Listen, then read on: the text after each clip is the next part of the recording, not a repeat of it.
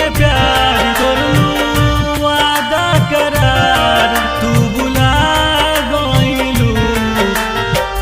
देख धोखा दूसरा संगे के बिया बताओ गोरी का पइलू देख धोखा दूसरा संगे के बिया बताओ धन का पइलू।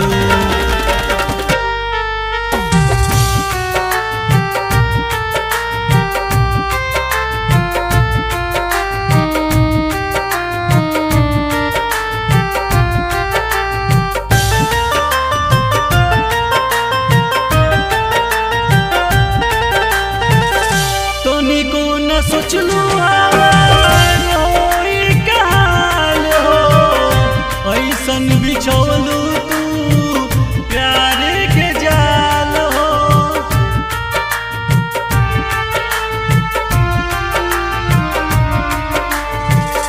तनिको न सोचलू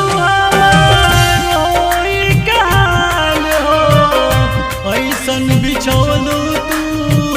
प्यार के जाल सोचल सारा काम कैलू ऐसे बदनाम तुरुला गइलू देख धोखा दूसरा संगे के बिया बताओ गोरी का पइलू देख धोखा दूसरा संगे के बिया बताओ धन का पइलू।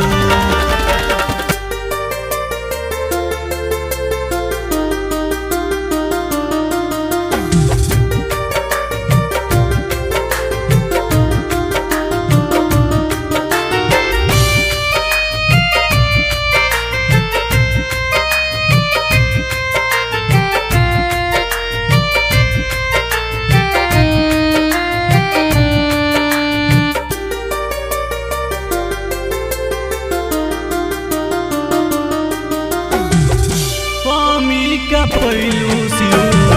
सागर हल चलनी रितेश शर्मा से रिश्ता जोड़लू पल भर में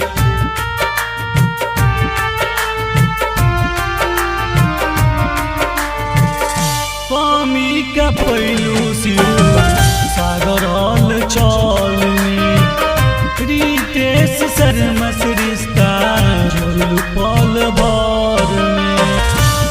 जानू